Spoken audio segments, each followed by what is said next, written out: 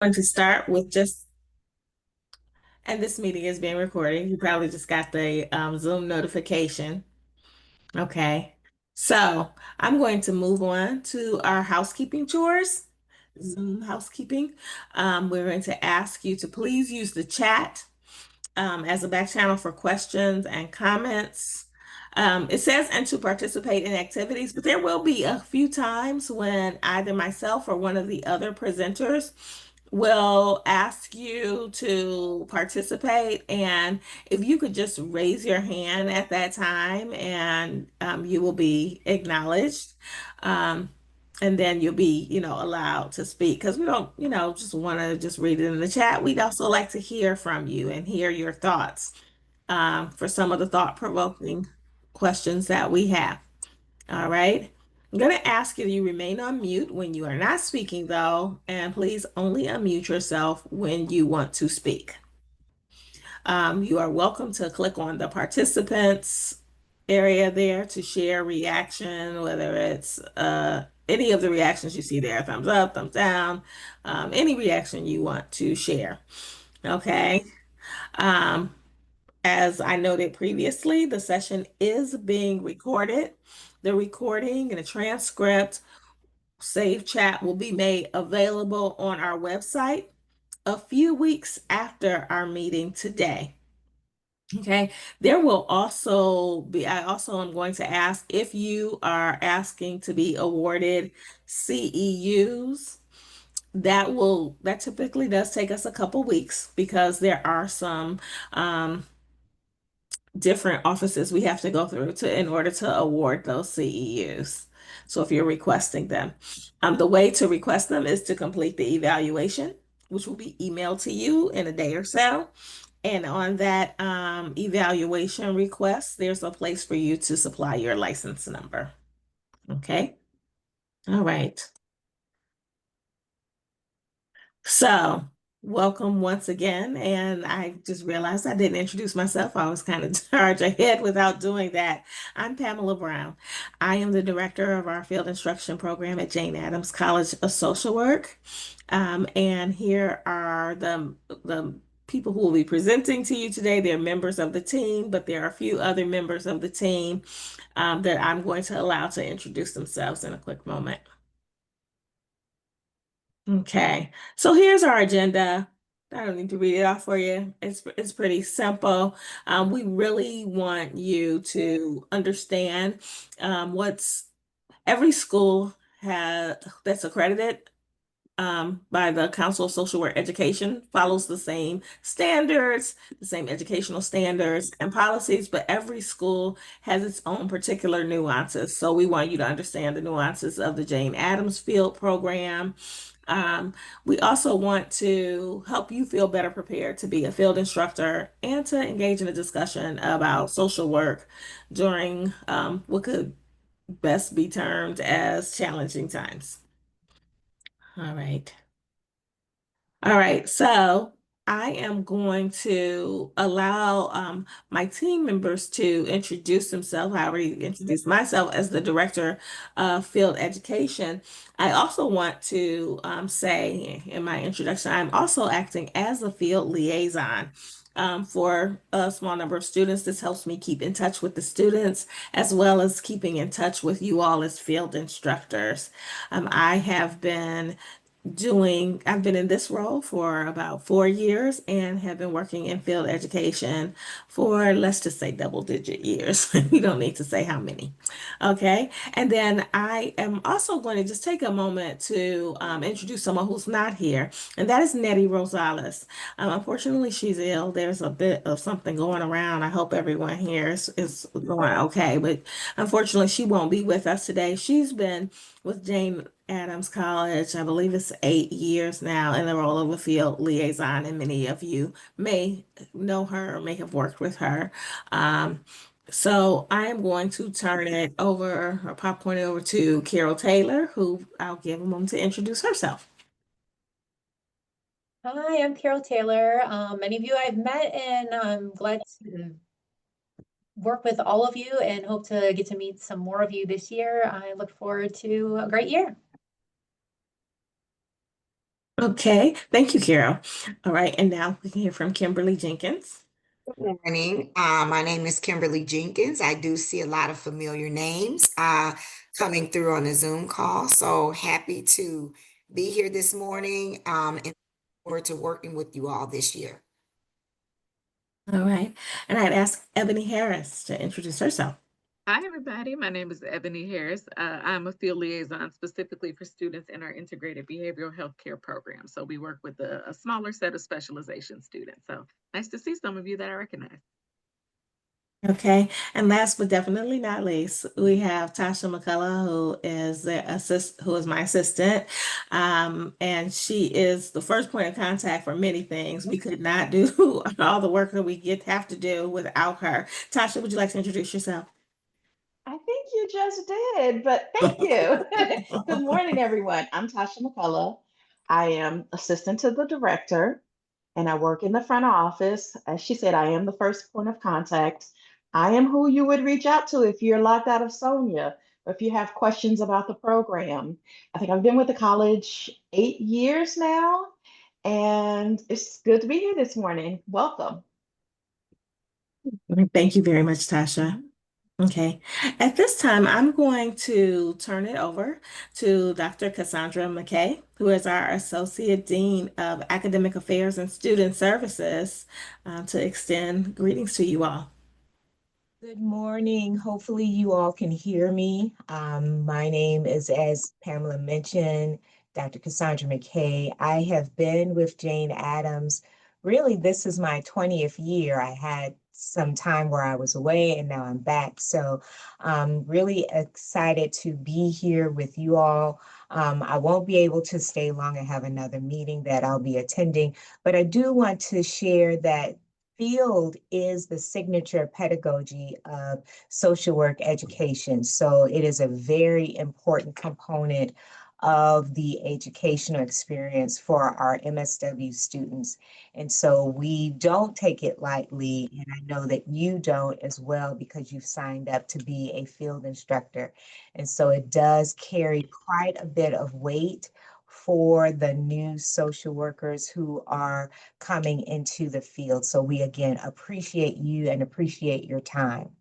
So without any further ado, I'm going to turn it back over to the capable hands of Pamela Brown and her team as she leads this orientation for you. Thank you very much. Thank you, Cassandra. Okay, really quickly, I was just reminded, I did want to share with you all. I know we have quite a group here. I'm saying I wish I could see everyone's faces, but you know how Zoom is, they can only see so much at a time. But I do want to share with you all that there is a special field instructor orientation for school social workers. Um, there are CEUs being awarded for this more general one, but there is a special field instructor orientation for school social workers, and that will be held tomorrow. Kimberly, correct me if I'm wrong, from 9 to 12. Um, and it speaks specifically to the work that you would be doing with your students.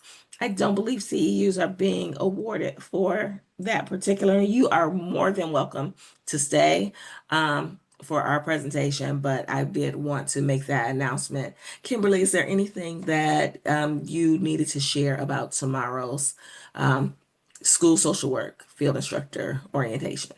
Yeah. It's going to be a little bit shorter. It's actually going to be 9 to 10:30. And we have our some faculty from our school specialization committee tomorrow that's going to present toward the end of the orientation around the critical service learning project. So that will be tomorrow, and the agenda is coming out this morning for the school's specialization field instructors. Thanks, Pamela. Oh no, thank you very much, Kimberly. And I'm sorry, you guys. I'm trying to make you stay all day there. It's not 9 to noon, it's 9 to 10:30. Okay, moving right along. Okay. So right now we're going to do a warm up, and I am going to turn it over to Ebony Harris to guide this warm up. So Ebony, you can begin whenever you're ready. All righty. Well, hello again. So we're gonna play. Well, we're not gonna play a game. That sounds childish, but we're gonna do a warm up called a Rose and a Thorn Field Instructor Edition. So I'm sure many of you are familiar with different iterations of this warm up. But really, the purpose of this activity is for us to understand, what things are really good about being a field instructor. What are some successes, some joys that you have, or even points of pride that you have. And then with the thorn, any challenges, frustrations, or something that's been tough. And, the goal of this is for us to be able to support you all as field instructors by kind of knowing some of those insights. So we'd ask that, you all take a moment to think, of course. But if you want, drop in the chat either Rose, Thorn, whichever one you'd like to share. And then if anybody wants to come off of mute to share something more extensive, feel free to do that. And I'll be kind of reading as people drop things in the chat so we can kind of hear what everybody's thinking. Okay, I see a hand raised, Maliana. I hope I said that right. Melina, so close. Melina, okay. No worries. This is my first time as a field instructor, so I'm really excited. I had a really poor experience my first time when I was a intern, so I'm very excited to be a supportive field instructor throughout my students' first time as an intern. Um, my thorn is I feel like there needs to be like a special training on how to be a field instructor. So I'm so excited to be here today to learn more on how to be the best field instructor I could be. Thank you so much for sharing. Yeah, I can definitely resonate with that. Back in my agency days when I was a field instructor, definitely wanted to give students, a little additional stuff than maybe we got as interns. So definitely understand that. Thank you for sharing. And then some of these coming through in the chat. Diana says, a Rose is learning from my students. They bring fresh perspectives to the work. And Thorn is evaluations. Okay. And then next we have Rose seeing previous students thriving in their career and becoming an LCSW. Definitely positive. Rose, aha moments when it connects and drives changes and progress. A Rose seeing confidence grow in students throughout the year. Another one is seeing the development of students as they start to incorporate principles. So a lot of witnessing that student growth and seeing how they progress in their professional trajectory seems to be a big common theme. Seeing the personal and professional growth at the end. Seeing a supervisee share their roles. A thorn is watching a supervisee struggle with setting an important boundary with a client. Okay, that's an interesting one. Let's see. Watching a student have their light bulb moment with a client and achieve a breakthrough. Oh, these are coming in fast. Okay. I love borrowing from students' fresh perspective and passion for the work. Definitely a good one. Um, Thorn, never enough time in the day. Definitely. Irene says interns don't read emails. Irene, and if you want to come off mute, I'd love to hear more about that one because that one is hilarious to me. um, let's see. We got more in here. They are really coming fast. Okay. I just love supervising interns because of their excitement and new eyes and ears in the program. I learned so much from them. Trainings for being a supervisor for interns is missing sometimes. I've been doing it for over 5 years, though, but always good to hear more. Okay. So wanting some more training. Not being able to pay interns for their work and time. I'm sure that's a thorn for them too. So definitely can resonate with that one. Let's see. Anybody else want to come off mute so you don't have to hear me read the millions coming through? Ebony, this Yes. is Irene from Catholic Charities. How are Hi. you? I'm good. Nice to see you. Um, so this year I have 7 interns and I was reading some of the comments and someone said, a thorn is that they don't have enough time to give to them. I feel very blessed because I have more time this school year. Last school year I was going to 3 schools and I had 5 interns. So this school year, I go to 1 school and I have 7 interns. And what I'm learning or the frustration is growing is where they are not reading the emails. Like, in my emails, I'm saying complete these trainings. I'm explaining like step by step what trainings they need to complete or what I need from them to like send over. Even like other training opportunities, with CPS or with McHenry mental health. These are really good training opportunities for them. And they are just and then like I've started to put, please read the entire email, please read its entirety, or please thoroughly read because I have scheduled group supervision tomorrow, and that is, I think, one of the most important things as a professional is you have to take the time to read emails. Definitely. I love that. Trust me, I'm queen of sending the exclamation point priority emails to our students. So definitely can understand that. And it's really a growing point, in terms of professionalism and some of the things that you have to get accustomed to. Um, okay, lots more thorns coming in. So let's see. Learning how to slow down with each client the interns work with so they focus on each individual need and not feel rushed to share during supervision. Okay. And then another thorn, it's difficult to measure how beneficial supervision is for the intern. Another thorn, wanting to always find ways to prepare interns for the really tough things they'll experience. Another thorn is watching students struggle. Yeah, and I'm sure that's loaded. Students are struggling with so many different barriers as they try to, complete education, do field placement, sometimes working. So definitely one that I've heard before. Okay. Someone said, oh, this is my first time as a field instructor with CPS. Looking forward to providing support to my students in this role, hoping to give similar support to what was given to me when I first started with CPS. Don't have a thorn yet, but know that the paperwork may be time consuming. Well, keep it that way. Don't have any thorns. Live in the rose. So, anybody else want to come off of mute and share anything? And I will keep reading through this chat. Here, I'll come off mute. But this is Jen Cave. I'm from Hinsdale Central. And I have to say, well, and I should also say Jane Adams, alum here, 2002. I just love working with interns. They just bring a lot of that fresh ideas. It's been such a long time since I've been at school. So just hearing the new group or activities that the interns always bring. I just also love that. I love just kind of really learning from them, right? And then the other highlight is when they graduate from us or they finish their internship and they're in their new placement. And then just seeing all the email or the text messages I still get over the summer of, getting their classrooms or their offices all fixed up and just seeing them in their own school building and just seeing them grow and then seeing them the year after. I'm still in contact with many of my interns at this point. So I just love that part.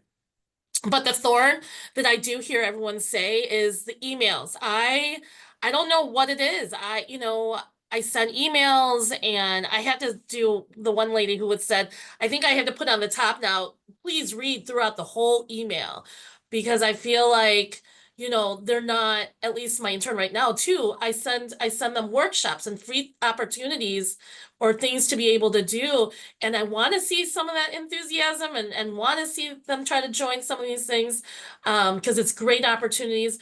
But I guess right now it's still not there. So sometimes that is just like that frustrating piece of it for me is that some of my interns just don't have that enthusiasm right away, I guess. Yeah, no, that definitely sounds familiar. Thank you for sharing that, Jennifer. And then I'll just read through a last couple before we move on with our program. Some really good stuff coming in.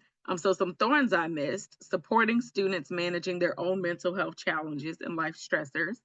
And then a thorn from a first-time field instructor is imposter syndrome. That's very real. How am I supporting, these students on their professional journey while also, validating my experience and expertise?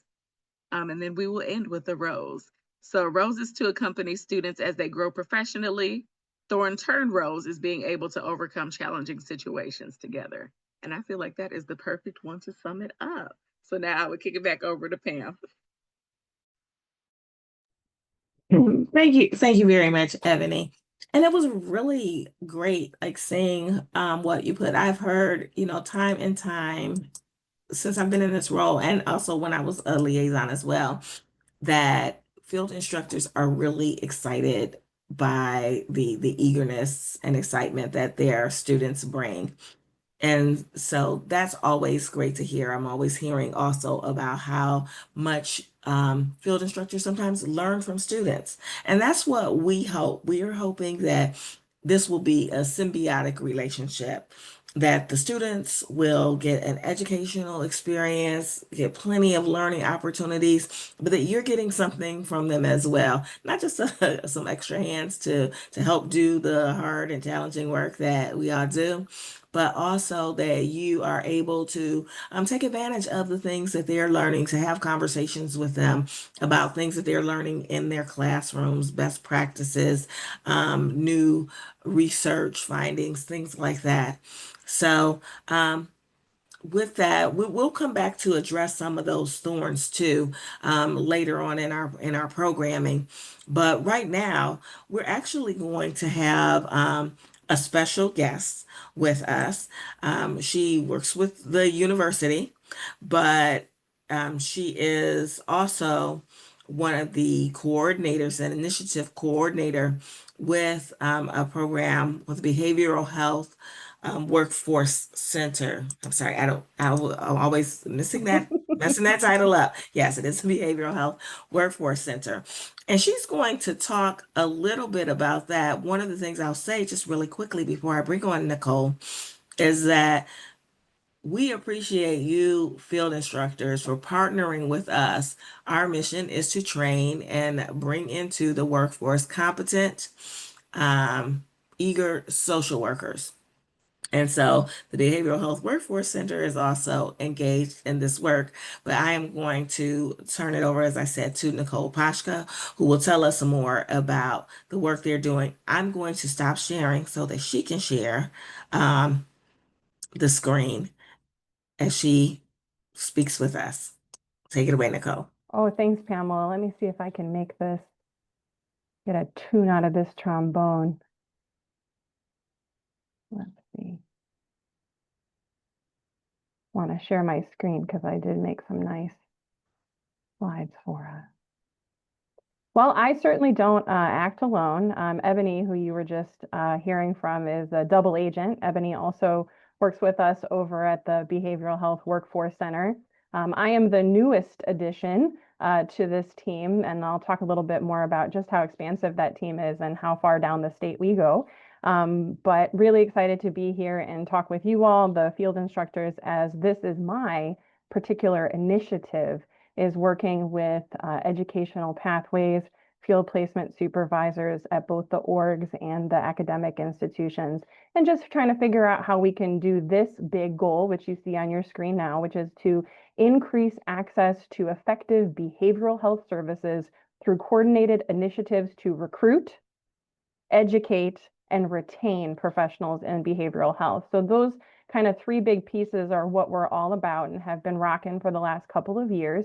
The recruiting, attracting as many people as we can to the field across all different behavioral health positions, from social work to counseling, nurse practitioners, occupational therapists, and the like.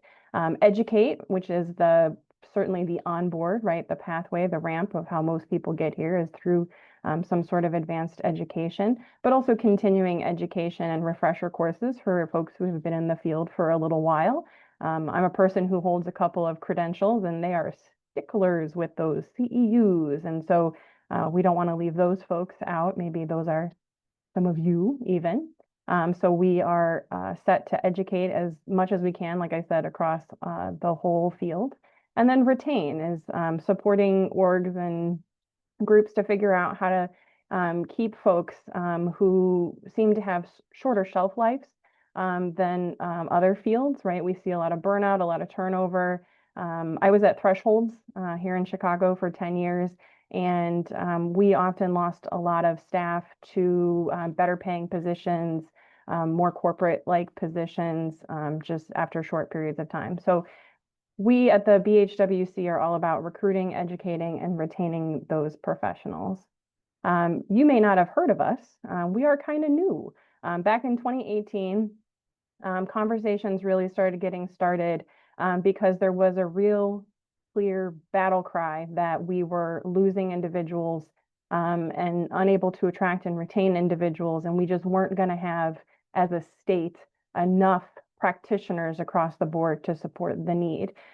So there was a task force created by good old JB Pritzker. I don't know about you guys, but lately especially, I'm feeling oh so grateful to be living in the state of Illinois with our wonderful governor who is participating in all things behavioral health and trying to take good care of us. So shout out to JB. But got a task force going and then had some legislation created in 2021 to actually have our center get created. Of course, during that time, we were seeing some of the effects of the pandemic coming, which of course lost a great number of people from the field, taxed the field more than we ever thought maybe it could. And we're still sort of digging out from some of those losses. And so really grateful that by 2022, the 2 center sites were created. So Ebony and myself are at the UIC site, led by Dr. Sonia Leathers here at the School of Jane Addams or the College of Jane Addams. And then we have another leader down at SIU, and we have most recently have a conduit now between the 2 sites. And so you'll see a photo of us a little bit later on, but we are oh so united and oh so large at this point, and it's very exciting. So for the last couple of years, things for us at the UIC site have fallen into these primary categories. I also want to point out that some of these slides have QR codes at the bottom, and those are those fancy schmancy ones you hold your phone over to, and then it links you to the website. But this particular one is if you have interest in joining us on an advisory group, and we'll speak more about that in a second. But these initiative areas are sort of the big domains, the big areas that we've been spending some time working on. Like I said, I am a big part of the initiative that works on curricular enhancement in behavioral health. We'll talk more about that in a second. We also have focused on supervision, both training new or early career folks, as well as looking to support some supervisors who have been around for a little while. We have an entire initiative on substance use and recovery and have been working with the group formerly known as Super to see what we can do to support those professionals. We also work closely with individuals who identify as peers or the recovery support specialists, trying to get as many of those folks in the field as possible because they are a wonderful piece of our fabric and our makeup. And if you are a field person who is maybe at a CCBHC, you know that they play a real critical role as much as the substance use and recovery providers do. We are always looking at integrated care here. We really mean that to mean behavioral health and physical health, looking at some of the comorbidities that many of our individuals that we serve are working with to try to address both of those needs and get some real good collaborative care going. We have an initiative on serious mental illness. So of course, working with those most impacted by some of the, I don't know, bigger ticket, I would say diagnoses. Again, a little biased, came from Thresholds. That's really what we did there was work with folks with serious mental illness and of course, community mental health, the trenchiest of all trenches. Shout out to my community mental health providers and placement supervisors. And then we also have focused some of our attention on child, adolescent, and parent services as well. We have ongoing provider advisory groups, as mentioned, that have community workers, basically, right? Folks that are in the field that really drive everything that we do. Each of these initiatives meet monthly with people from all across the state. We get input about what's going on, the pulse of the state. We make goals together. Sometimes those result in doing needs assessment type surveys, trainings, live events, and the like.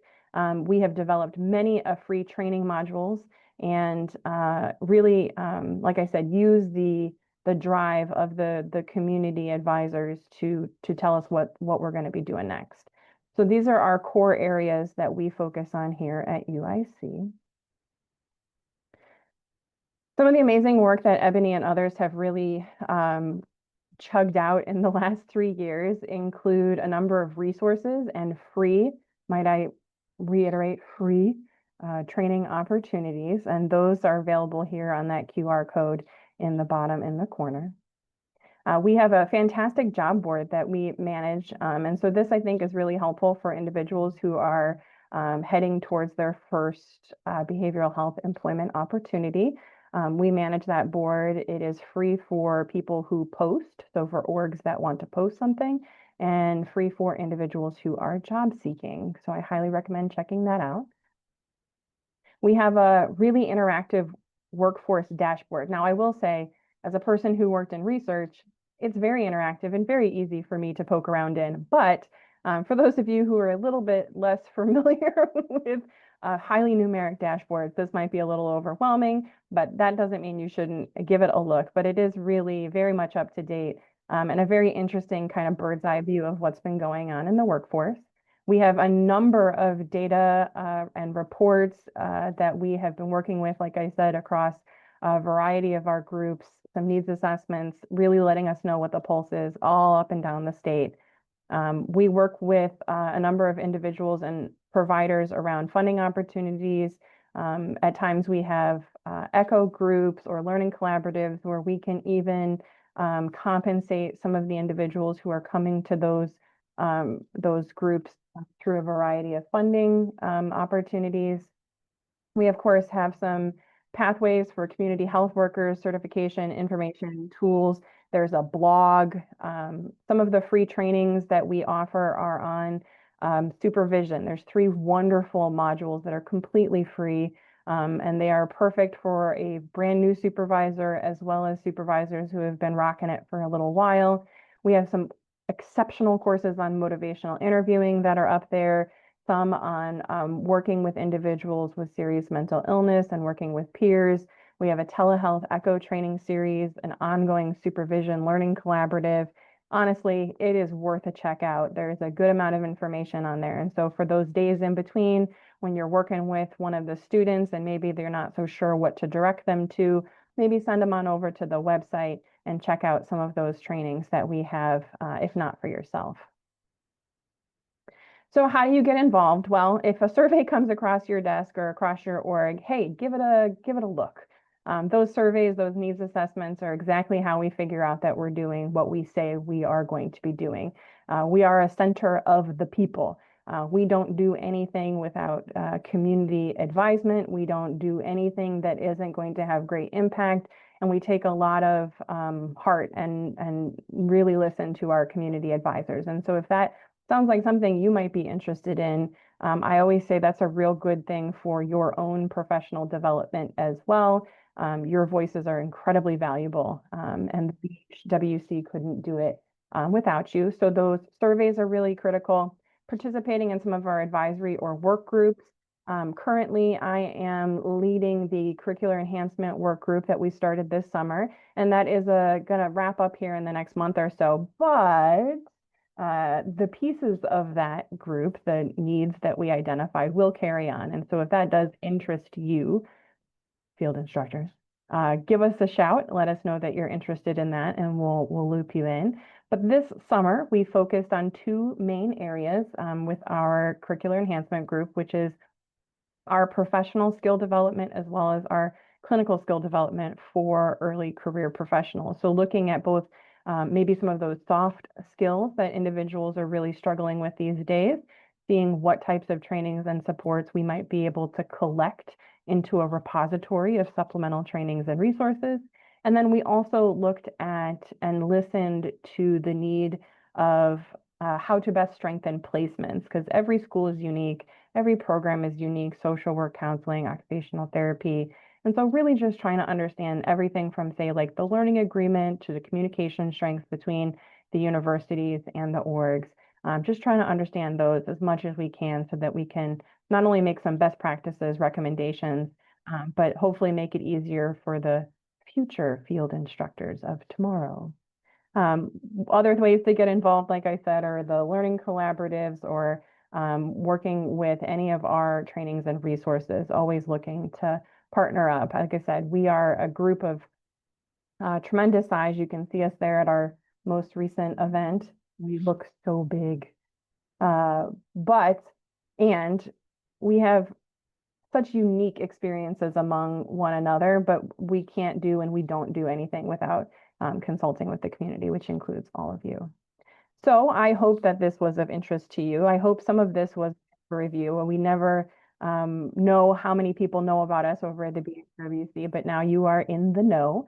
Each of those QR codes gets you to a different part of our website. The top one up here is going to take you just to our website in general. The next one down will deliver you straight to our trainings page. If you're interested in engaging with our newsletter, you can scan the third one down. And then our LinkedIn is also here at the bottom right as well. I think that's my 15 minutes. I don't know if we have time for questions, but I will leave this up for just another minute or two in case people want to scan. We do have time for a question or two if anyone has questions for Nicole.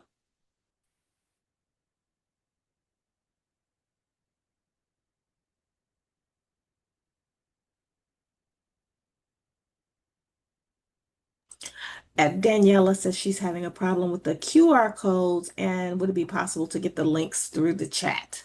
You bet. So what I'll do is in a second here, I'll stop sharing my screen, but I'll stay on while, I wonder if it has to do with Zoom. C'est la guerre, such as war, right? I'll stay on for just a little bit after my presentation here, and I'll put each of those links just directly into the chat box for everybody. Thank you very much, Nicole. My pleasure. All right, y'all. Okay. Back to you, Pamela. All right, thank you. So, I'm really fascinated by the work that they're doing with the Behavioral Health Workforce Center. As I said, we're all in the business of moving forward our profession and training and teaching persons who are entering into our profession. So I'm going to pull up my slides once again. Okay.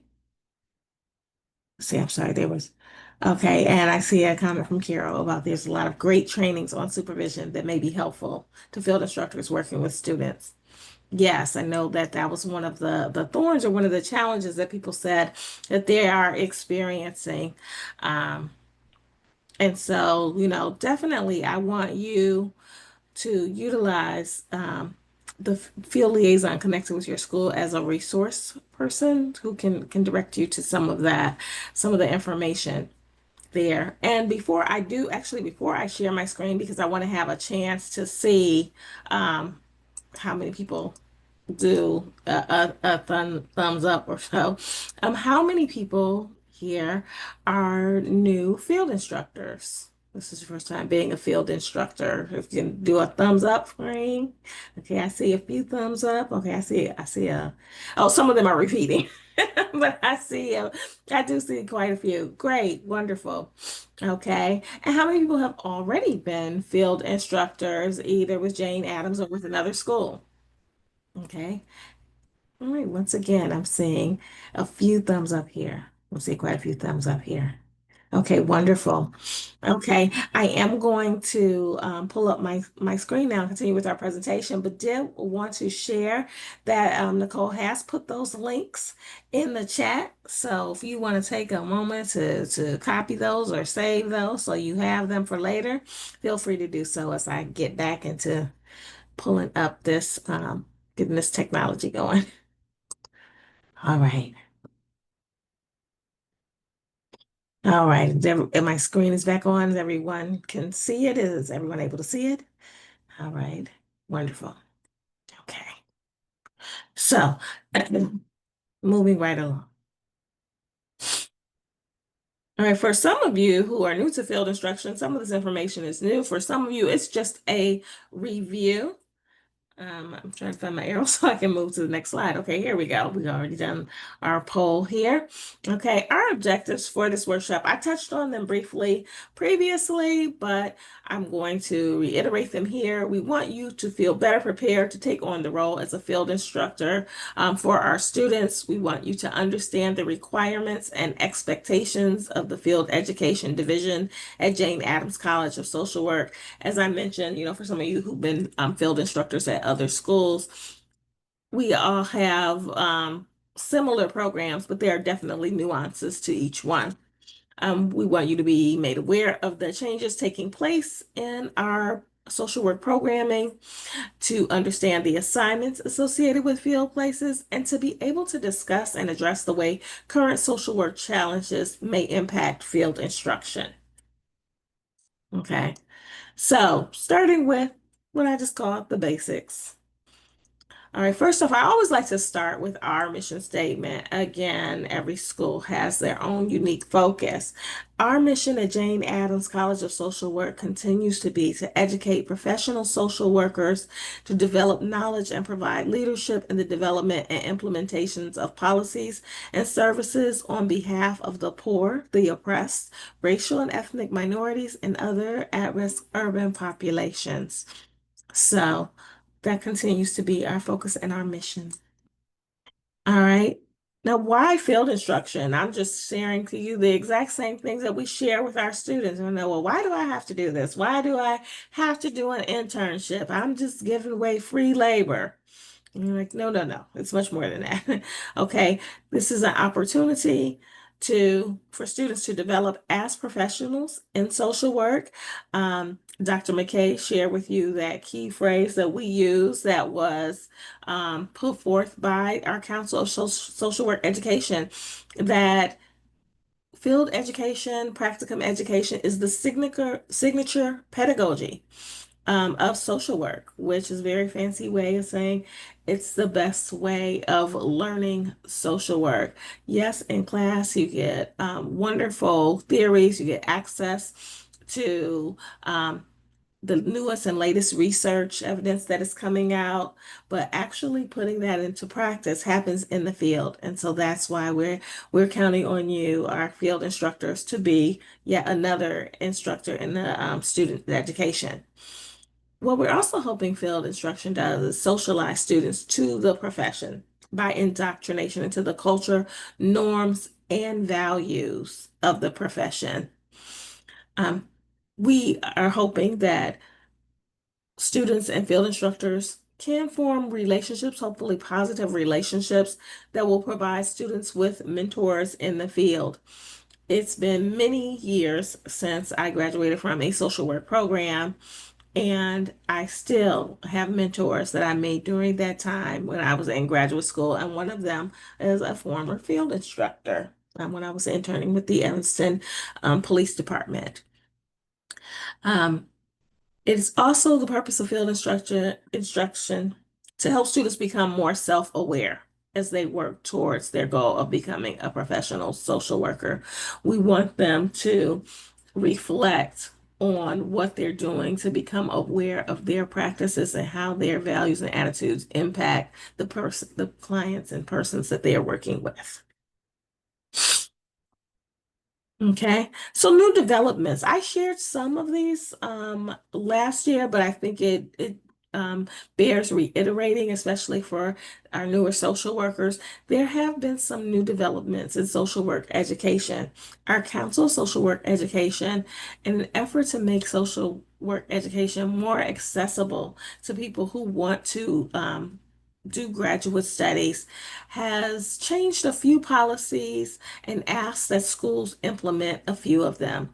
So one of the things that we have implemented is we not only have a place of employment internship opportunity for students, and I'll talk about that in a moment, we now also have employment-based internships. So a place of employment internship was always available to our students, which would mean that they would do their internship in the organization or agency where they worked. The criteria that went along with that was that they had to do their internship duties in a different department. and receive the field instruction component from a different supervisor other than their work supervisor. And that worked out fine for a number of students. But some students were unable to take advantage of that because maybe their organization was just very small, or maybe their job could not afford to allow them to take 16 hours or 21 hours a week, depending on their level, to work and be a part of a different department or to learn in a different department. So, what we have added is an employment-based internship. In the employment-based internship, a student may use their current job as an internship. Now, they're only able to do that under special circumstances, though, because their current job does have to provide an opportunity for them to demonstrate the competencies. So sometimes we have students who may be employed in roles in a service organization where maybe there are the receptionists or the transportation person. And so they would not be able to take advantage because they wouldn't have an opportunity to demonstrate social work competencies. They wouldn't be able to do employment based, but perhaps they could do the former place of employment because we're offering both now. But we have a number of students. I'm always surprised at the number of students we have um, in the classrooms who share with me that they work in social services, that they're currently in social services. Um, Sometimes they're working as child care workers in residential facilities. Some are working as case managers. And now they've come back to school to get their graduate degree.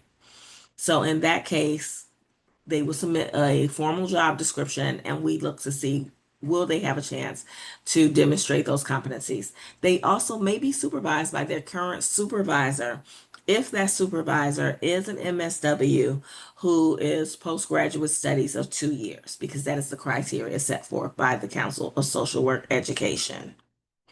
So these slides will be made available to you as well as the recording. So you can read through this kind of long outline of what exactly the employment-based internship entails. But I wanted to share that with you in case there's someone you want to share the information with that has maybe been putting off graduate studies because they didn't feel it was accessible. They weren't able to take the time from their employment. All right. Also, just wanted to share again that we have updated our our evaluations, our learning plans to reflect the 2022 Educational Policy and Assessment Standards. So those are set forth by the Council of Social Work Education. Students in a bachelor's degree program as well as a master's degree program have to demonstrate competency across 9 different areas. The ones that we previously used from 2015 to 2021 um, are no longer in use. They are very similar. Only the wording has changed in a few of them, and the order of a couple have changed. But these are the competencies that we'll ask you to give students an opportunity to demonstrate so that you can evaluate their progress in achieving mastery of these competencies. There are competencies on ethics and professional behaviors, advancing human rights, social, racial, economic, and environmental justice, engaging in anti-racism, diversity, equity, and inclusion in practice, engaging in practice-informed research and research-informed practice. I won't go through the entire 9. You can read them, but you will see them on the learning plan. You will see them on the evaluation, and they have been updated. And they update these every so often, and they may be updated again. We won't know how soon until the Council of Social Work Education tells us. And lastly, this is new to everyone. Just wanted to share with you something that we've initiated here at the college, and I'm very excited about it. And these are enrichment workshops for students. So our liaisons put on workshops for our students prior to the start of school that students were asked to participate in, and they were to address um, very important topics that could impact internships.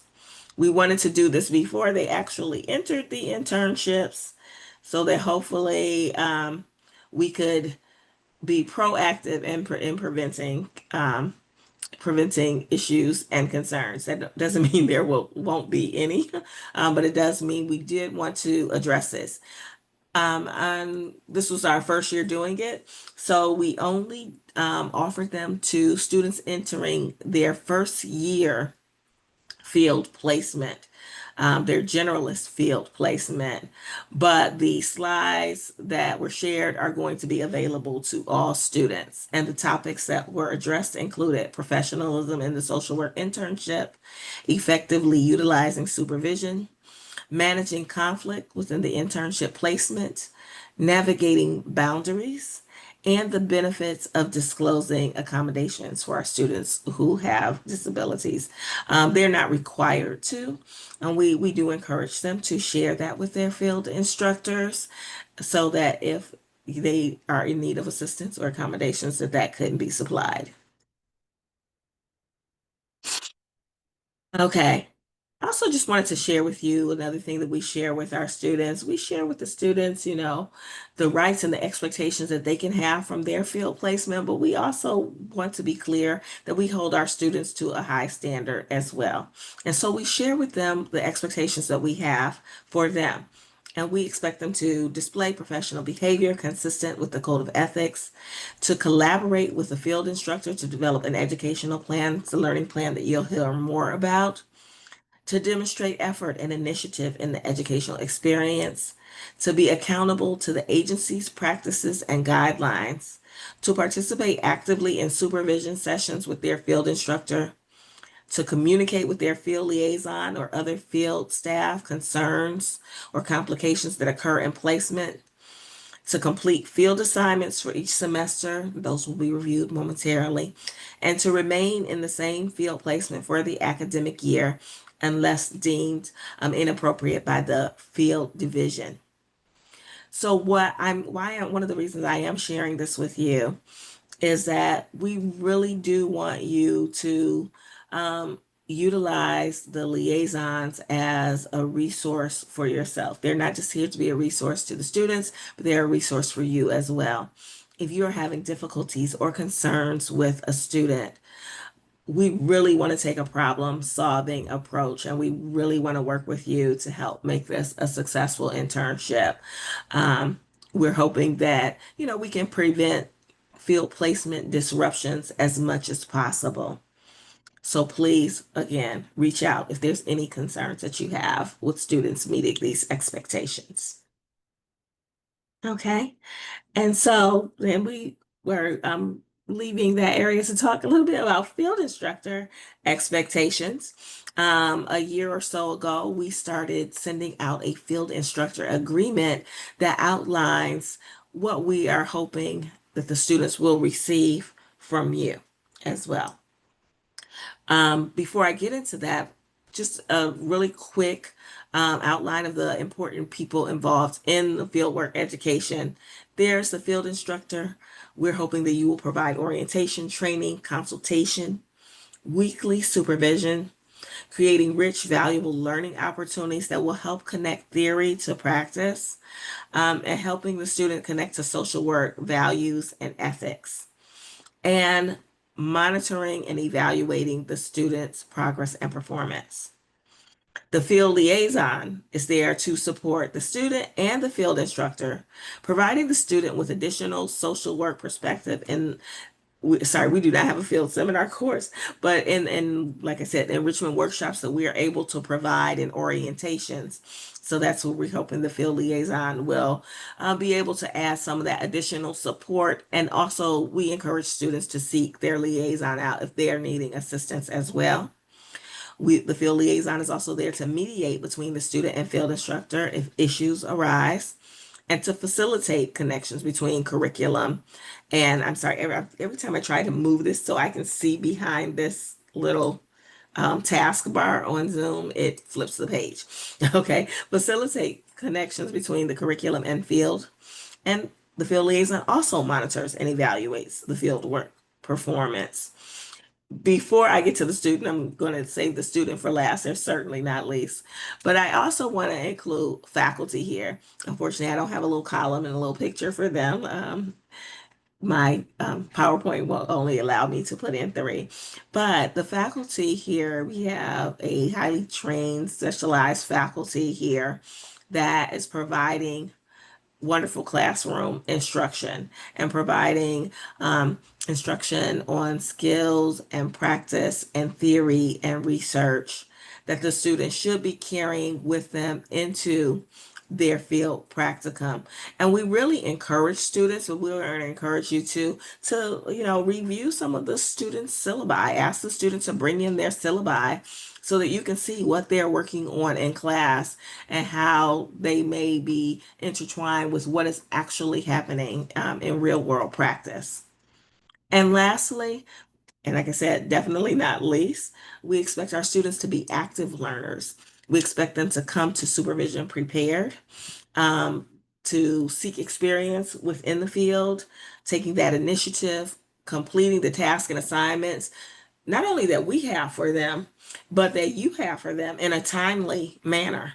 Um, Integrating the classroom learning and field experience and demonstrating that professionalism that we talked about before. Across all three levels, we want everyone monitoring and evaluating the students' fieldwork performance so that there are no unpleasant surprises at evaluation time.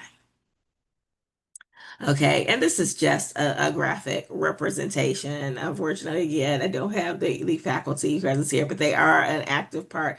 Maybe I shouldn't have a triangle, maybe I should have a square there. And it's just reiterating the things and the expectations for all three parties here. Okay, all right. And in the instructor expectations, some of what you're going to find in that field instructor agreement that we ask you to sign is we ask that you provide a valuable, rich educational opportunity, collaborating with the student, again, on their learning plan, orienting the student to the agency, its practices and guidelines. That is really invaluable. Presenting an example of a professional social worker that adheres to NASW guidelines, I should put, and the Code of Ethics. Providing weekly supervision, either individually or in group, attending field orientation sessions, at least definitely initially, to complete a performance evaluation of the student that assesses the student's growth and mastery of the competencies, and to approve the student's submitted timesheets. So all of those are very important expectations. And if there are any things that you're confused about, you always have your field liaison as someone that you can reach out to to give you guidance and instruction. Okay. All right. Um, the field and placement, the hours and the assignments. I want to keep track of time here because I do want to provide you with a brief break. Oh, we are right at the hour mark. So I am going to, give you time to get a break. Maybe you want to get a glass of water, um, take a moment. So I'm going to give you 10 minutes. When we come back, I will share information about the hourly requirements, a little bit about the structure. Carol Taylor is going to talk with us about all of the assignments, and then we'll move into our discussion section. So I'll give you 10 minutes again for a break. It is 10:30, and we will reconvene at 10:40. Okay, thank you.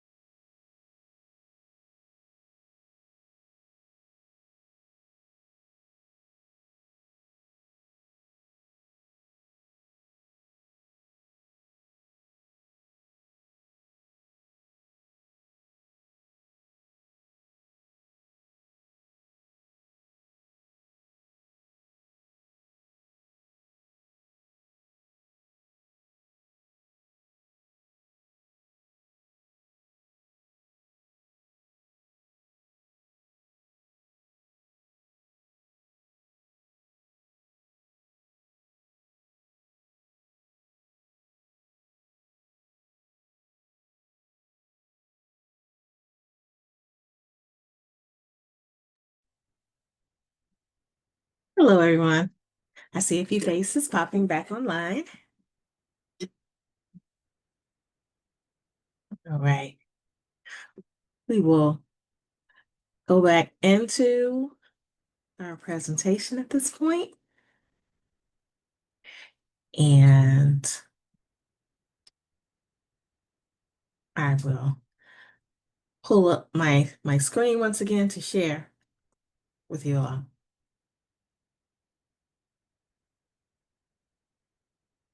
Okay.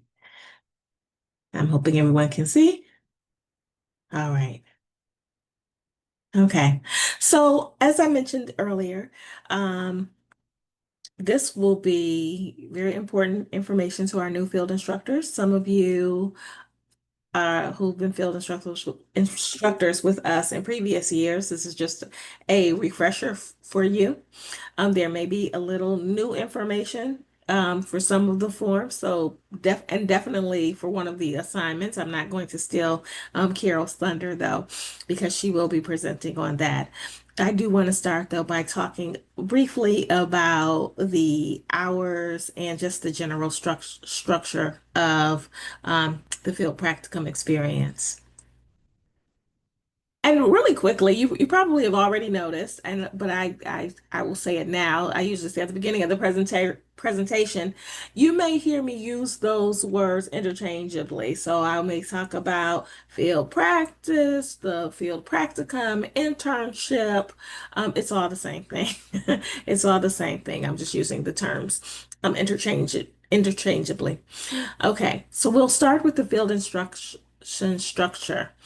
Jane Addams is a graduate level program. We do not have bachelor level students. We only have master's level students. And we have students, when they are doing their placement, they are either doing their generalist placement or their specialization placement. The generalist placement is meant to assist students build foundational social work skills. We're hoping that they can get a gamut of experience, that they are able to work with individuals, groups, communities, and organizations, do some micro and meso level practice, and maybe even be exposed to some macro practice as well. Generalist placements are really designed for students to get direct work with clients. We do have some students who are very interested in macro level work, and they really want to do that, but we try to encourage them in that generalist year to do work in a place where they can work directly with clients. In that generalist placement, we also make sure that when we are vetting agencies, that we're working with agencies that view clients and client systems from a strengths-based perspective. Okay, so those are our generalist students. Generally, our generalist students, our full-time generalist students, are taking practice concurrently at the same time. They're taking a practice course concurrently at the same time that they're doing their practicum placement. That may vary a little bit for our PM students, depending on when they decide to do their placement. The specialization placement is for students in the second year. They've had their foundational coursework, they've had their practice one and practice two courses, and they've had their introductory policy and research courses. Now our students are engaging in social work practice in a particularly specialized area. We have 5 specializations. There's a mental health, which is just straightforward and what it sounds like. We have a school social work program, and those students are the students who are specifically not only receiving their master's degree, but preparing to receive their professional educator's license in social work. We have our organizations and community practice specialization, which is macro level social work.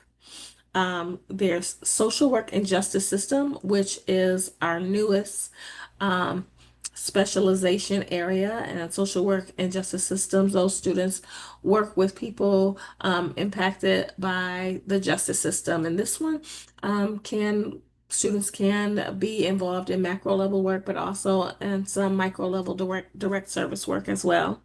And then we have child and family. Some people confuse that with child welfare. We do have students in that specialization who are very interested in child welfare systems, but that is not the entirety of the child and family specialization. And child and family specialization, we have many students who are interested in working with family systems, working across the lifespan, and working in behavioral health as well. Okay. The differences, so I touched a bit on the differences in the generalist versus specialization year. Do have organizations that take both generalist and specialization students, and we really would ask that you structure their learning so that they're having somewhat different experiences, not just as a specialization student has a greater caseload, but that they are really delving into those specialization areas. Okay. The hours look different for generalist students versus specialization students as well. The minimum hour requirement for based on the student's year is the generalists are asked to complete 450 hours, and that's typically completed in 15 to 16 hours per week for two 15-week semesters. If they're doing less than 15, that has to be pre-approved because it would mean that they would not complete their hourly requirement by the end of the academic year. The specialization students are required to complete 630 hours, and they are typically completing that in between 21 to 24 hours per week for two 15-week semesters. Again, if there is any need to shorten hours, students or field instructors need to reach out to the school to get that pre-approved. Wait, what did you We say? have, There was. I'm sorry, I didn't hear you, Gina. Screenshot it to you. Is it possible you can put that in the chat because for some reason it's not coming through clearly? Okay, she might have been speaking to someone else. Okay, so just please keep that in mind with the hours. We do know that our school social work students, because I know we have a couple school social workers here, are required, I will say they are required to follow the academic calendar of their school. So that may mean that they start a little earlier than normal, than, our typical, not normal, our typical intern start, and they may go a little bit later. It's not uncommon for our school social work students to graduate. We have our graduation early May, and then they go back to their school internship placement the following week after graduation. They are expected to stay there. We don't allow students to bank hours or to end placements early. Our agreement and our commitment to the organizations and agencies we partner with is that the students are with you for their full academic year. So if somehow they finish the 450 hours in March, they're still required to be there until the end of April. And typically, just really quickly, our academic calendar, typical internships begin the last week of August, and then they end about the first week of May. If there is a reason a student needs to start much later than that, we have some students that do end up beginning in September for different reasons. But if there is a reason a student needs to start much later, such as awaiting background checks or other things that may delay a student start, please communicate that to the student's field liaison so that we can be aware and we can attempt to make a plan so the student can be accomplishing hours. Okay. All right. The other thing that I do want to, I'm sorry, I thought it was on here. Oh, I see my slides are a little out of order. It's not here. I just wanted to address breaks and hours. So our students have a very long winter break. Um, I think it's about 4 to 5 weeks. And we do not encourage them to take that time. We give our partnering organizations a lot of autonomy with how you work with the student to structure their schedule and things like that. We don't encourage them to take the entirety of the break because there's just too much valuable learning that can be being missed, as well as, if they're in a setting where they're seeing people on a regular basis, that's just a long time to take. We do encourage they have some break, maybe 2 to 3 weeks. Um, but again, that will be up to you to decide. The other thing is if you are asking a student to stay longer than the required time, the school does not have an issue with students staying longer than the required time. However, that should have been communicated to them in the interview so that they could make their decision for an internship placement based on that. So hopefully that was communicated up front. I would say to get all that squared away, the beginning time and the end time during the interview, and if not, very early on, so that there's no concerns or issues or surprises at the end of the year. Okay. All right. So those were the main things I wanted to share with you about the structure and the hours. And I am going to stop sharing so that Carol Taylor can come before you and discuss the assignments and share about that. And then after that, we'll have time for some time for questions. Really quickly, I do see a question in the chat from Elizabeth. Elizabeth, is there more that more specific question you had around the holiday breaks? Yeah, just wanted to make sure it was okay. I know we've had some students in the past take like a couple weeks off. So I don't know if there's a recommended amount of time for the holiday, like especially the upcoming like Christmas, New Year's Eve holiday, if there's a specific amount of time that they should take or not take.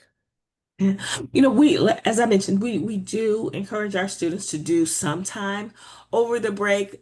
Typically, students and field instructors have allowed their students to take off maybe the 2 weeks surrounding the Christmas or New Year's holiday, and then our students don't return to classes until I think the week of January 12th, but sometimes students will go back to their internships sooner than that.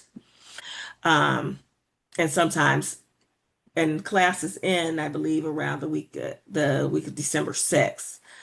And so students will sometimes do a week or two after classes end and then come back to the internship maybe a week or so earlier than classes return, but generally take the 2 weeks surrounding the major holidays off. Okay, thanks. No problem. Okay, so now I am going to once again turn it over to Carol, who will talk with you in greater detail about the assignments that are required in the field instruction department.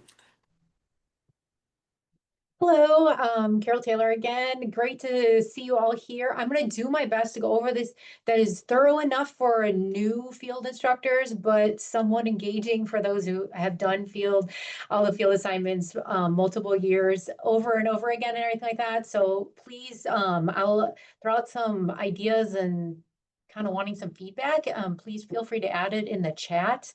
As far as questions go, you can raise your hand and I'll do my best to be able to see you in regards to answer those as we go along and everything like that. So what I'm going to do first is I'm going to be sharing my screen.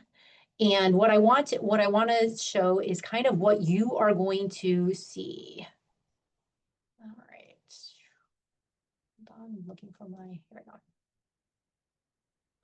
Okay, hopefully everybody can see what I am seeing. This is a test field instructor, so this is an example of hopefully what you see if you log into Sonia.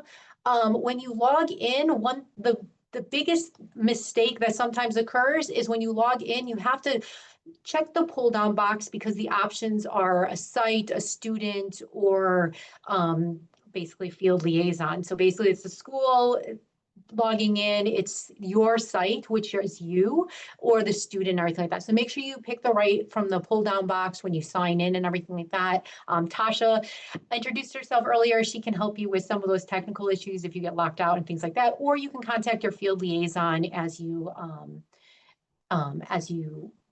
are going through the process and everything like that.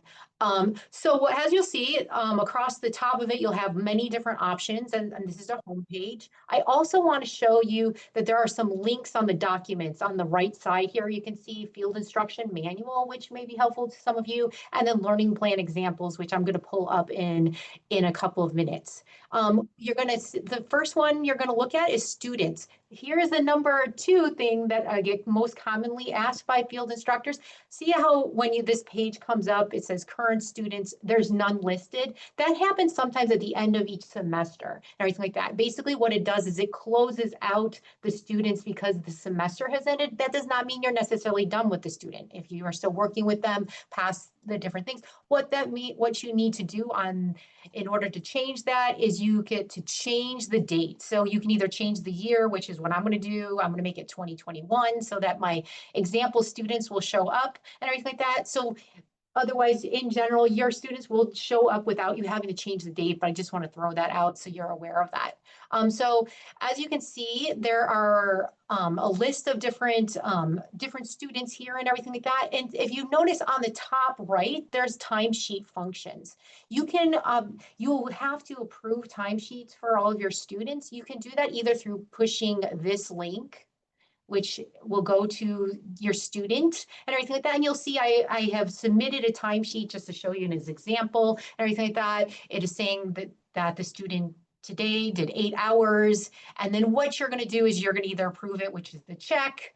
You're going to send it, not approve it because, wait, that's not accurate. They made a mistake. Or you can resubmit it. Like actually, you end up going home sick that day, so you actually only were here 4 hours, so you're going to have to resubmit that for 4 hours. This is an example. So that's the one way. The other way is through the timesheets button on the home. When you go to the student page is another way of getting to that the timesheets. All right, so then what I want to talk about is assignments.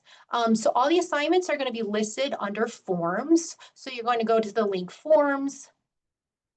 Depending upon how Sonia is feeling for the day, sometimes she is very helpful and quick, and other times she's a little bit slow.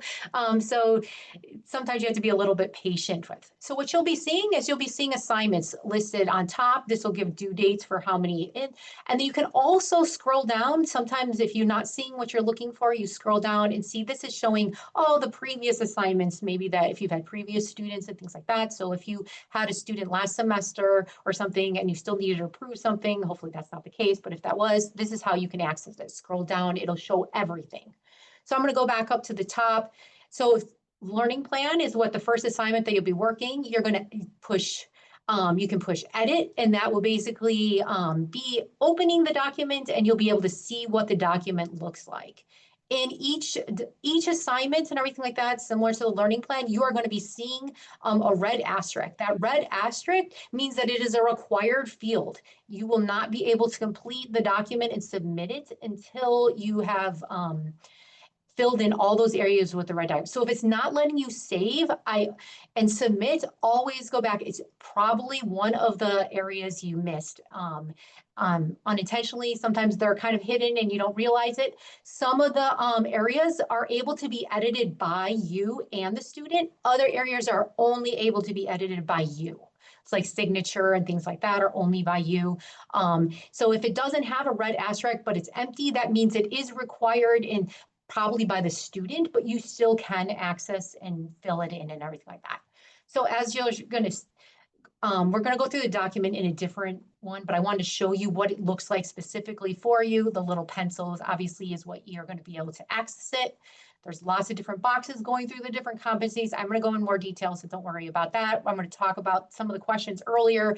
If you're in a placement that provides direct service, how to address policy and research and things like that. Always, always, always, if you don't take anything away from this presentation, please save as you go along.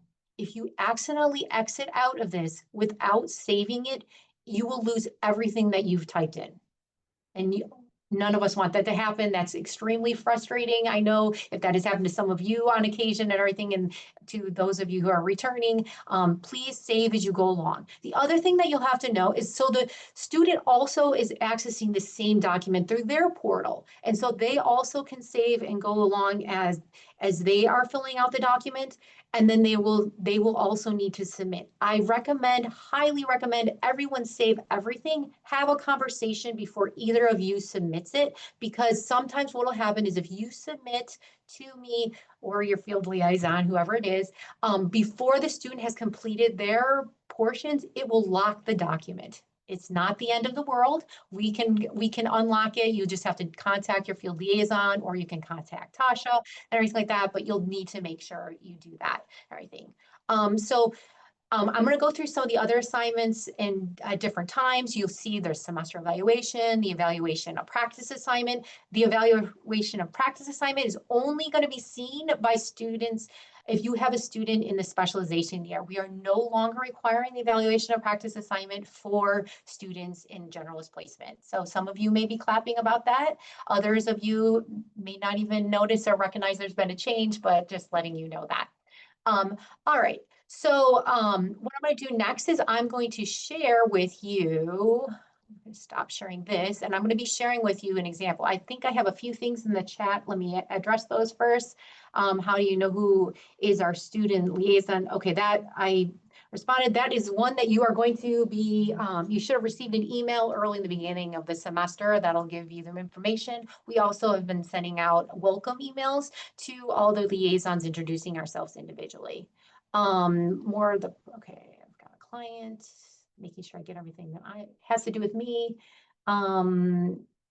Okay, doesn't look like anybody else had any questions on that. All right, so now I'm going to be sharing with you a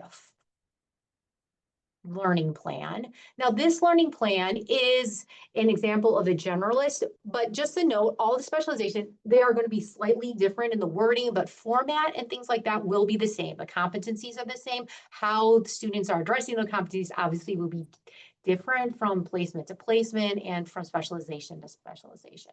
So this is basically, this is a PDF version of the form. You will have to do it in Sonia, so the PDF version is not applicable for the majority of you. So as you see, the beginning part, this is all the information of that's going to be asked. The student will have to fill this out and everything like that.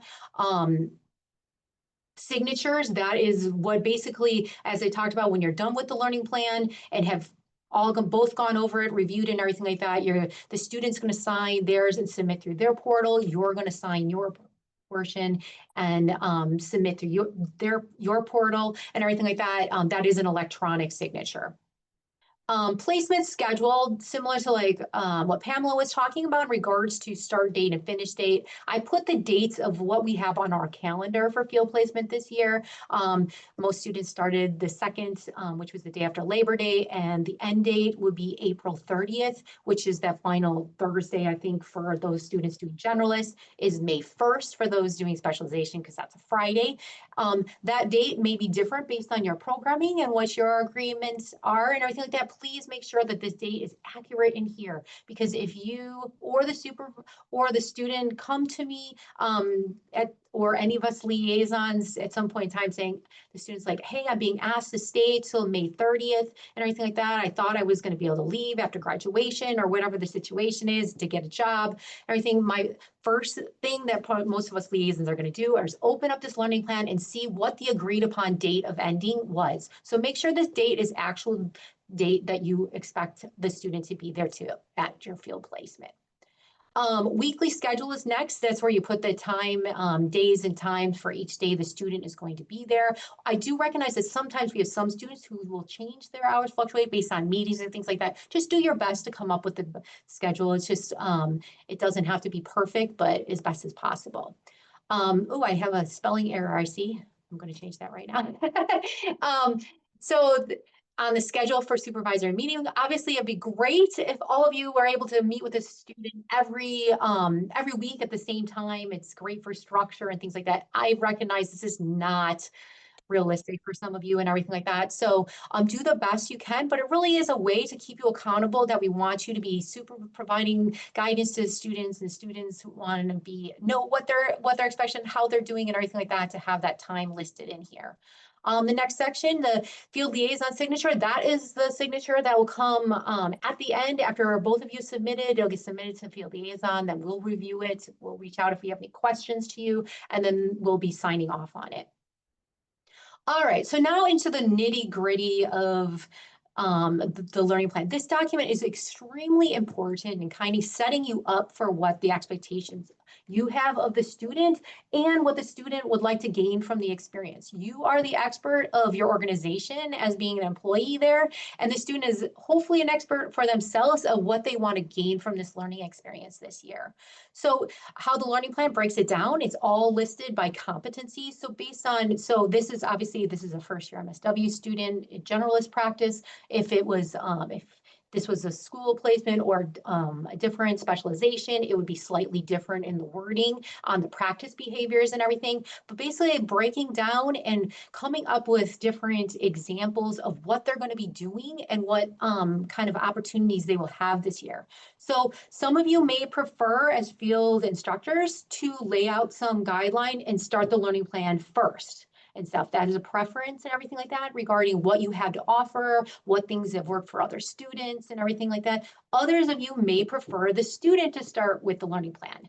And so basically they put in what they'd like to gain from the experience and everything like that, and give specific examples of what they can do there. And then the hope is that the two of you then will sit down and review all of these and add. So the student can advocate for something and you can be like, yes, you can do that. You can say, hey, this is something you're interested in. This is how you can obtain that skill and everything like that. Please remember to think outside of your program too. Some of the examples are, you know, like attending a board meeting so that they get that access to seeing like how it is to run maybe a nonprofit organization and everything like that. Or maybe shadowing somebody in a completely different program so that they can kind of experience those things. So think outside of the box, not just the specifics of what you, what they've come on board to do. If they come on board to do case management or therapy with you, think what other things that they can do throughout the school year in order to enhance their experience and everything. So I have basically put in examples and everything like that throughout the whole thing. So there's different ones. So now I'd like to engage some of you who have done these learning plans before and maybe are new to doing these, and give some examples of how to do, because these are the most common too. We'll start with policy. What are some examples of things that if you are not a policy-driven organization, that you have had students be able to do during the school year and have included in your learning plan and everything like that for them to have access to during that time? I'm going to stop sharing for a minute. All right, so please add to the chat a look at organizational policies. Yes, that is definitely a great way to, because policy is not only big policy, like the policies we're hearing on the national news every day and everything like that, but also internal organizational policies and how those trickle down to affect the clients being served. Other things that you've come up, thought of, or that have been good opportunities. Read and review policy reports from other orgs and field. That's great. Look at how to educate families on policies that might impact them. Yes. Working in a school, students can examine not just school-specific policies, our school discipline sector, but also state national policies that impact students. Yes, definitely. Having students look at like Medicaid rulings and everything like that. If you are doing Medicaid billing, things like that, having attend legislative group conferences, yes, community meetings, and how like maybe attending something that's being led by the alderman or anything like that for a community meeting to kind of see how policies for mental health in the community are being decided and everything like that. So that is some great examples. All right, I'm going to go back to my learning plan. Nope, that's not it. There it is. Another area that is also always brought up is the competency regarding research. Most of you as organizations aren't necessarily doing research. We do have some, especially some students who are placed in some of our research-based placements that are on campus. But others of you, that may not be readily available. For those of you in the specialization, have students in specialization year, utilizing that evaluation of practice assignment is one way that they can have access to learning more about research and kind of connecting that. They are research classes each year. They'll have one semester of research, so they will have ways to enhance those. Utilizing the syllabi for that class may also help to be able to prepare students for like coming up with different ways. Are there other things that students have utilized for kind of evaluating and research as a kind of learning about it even when they're doing direct service work? A couple of the ones I put into my example: review the last client survey completed by the organization and provide feedback on how the results may be able to impact service delivery. Researching statistics on the population being served, so they're getting kind of that exposure and everything. I obviously talked about the evaluation of practice assignment. Any other ones that anyone can think of, creative ways to kind of utilize research? If not, I'm going to move. So then some of you are working at organizations and have students that are macro. Yeah, let's see, I've got a couple of things in the chat. Schools, we complete the 5 essentials. That's great. Look at policies that limit client access to services. Yes, that's great. So some of you, as I was trying to say, may have the opposite problem. Or it's not really a problem, but an opposite situation in regards to that you are working with students in macro. So you're doing policy work, larger community, consortium kind of work and everything like that. So the policy one, you've got plenty of examples for and things like that, but then it gets a little bit more challenging for you when it goes to assessing and intervening and things like that. And so what I recommend in those situations is really kind of focusing on like, what are these policies and bigger picture things doing? How is that trickling down to impact the community being served or the individuals being served and everything like that? So, you know, like participating in a community meeting like CAPS and everything like that. So you've got this larger picture, but then you're also being able to kind of see how is it impacting community members who are coming and, you know, like utilizing these big picture kind of things and everything like that. So hopefully that's helpful kind of in understanding kind of like what we hope in the learning plan. This is a really great opportunity for you, a great way of learning more about your student too. I really encourage students when I do my orientation to kind of utilize this to get to know your field instructor, get to know the organization better when filling this out, and for you to get to know the student better and what their hopes are and everything like that. Since we are asking you to like hold them accountable to learning more and be advancing their understanding of all the different competencies, even if they're not working at those on a daily basis at your organization. Those are hopefully some helpful ways, that are kind of creative ways to help you kind of understand those and utilize those in practice and everything like that. So there are a few more assignments. I am going to share my screen again. So we're going back to Sonia and everything like that. And so later in the semester, you'll be looking at that semester evaluation or everything like that. So this one, it's not filled out, but this is what it's going to look like for you to start. This is an example again for the generals here, but it will look the same for specialization, just have different wording and things like that. This is where you're going to be rating satisfactory, unsatisfactory. Obviously, if you're going to put unsatisfactory, hopefully you've had many conversations with us before that happens and everything.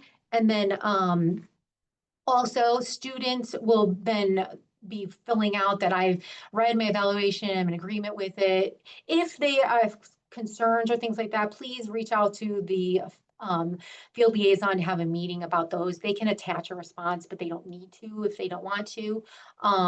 So some nitty gritty information they'll fill in regarding the semester and everything like that. So then there's a summary of field instruction activities. This is always good to look at early in the semester, just so you get an idea, especially if you're new to this, of what questions are going to be asked. Because basically we're going to be asking how they interacted with all these different systems, client systems. Did they do individual work? Did they do group? Now, some of these is going to be pretty easy. If they're doing one group this semester, then that's an easy one. Some of you, if they're doing like touch points very briefly with different clients, everything like that, do the best you can to figure out what it is. We understand this may not be an exact science, especially if they're spending brief time with clients and not longer term. We are asking for percentages of different clients' demographics on clients served and everything like that. Do the best you can. If you are a macro organization, maybe use some larger statistics to the communities at large of Chicago or something like that if you need help with that, if you don't have the like specifics for your organization. All right, so then each section, you're going to be evaluating on each section. So going back to that learning plan, there's all those different the different sections and everything on the competency. You're going to be looking at that and kind of evaluating. And some of those things that you came up with in the learning plan, we don't expect you to have completed and then mastered by the end of the first semester of the program or the semester of the year and everything like that. So we would not expect them to do that. So it is a 4-point scale and everything like that. 1 through 4 and everything, that there is not an NA anymore. That used to be an option. You cannot do not applicable, because we really want you to be having minimally, at least during supervision, some time talking about all the different competencies. So making sure you're aware of that now, so you can like practice that. If it's like maybe once a month each, you look at that learning plan, kind of what are the areas that we don't talk about regularly because it's not impacting, if you're doing therapy, you're not talking about policy maybe as often and stuff like that.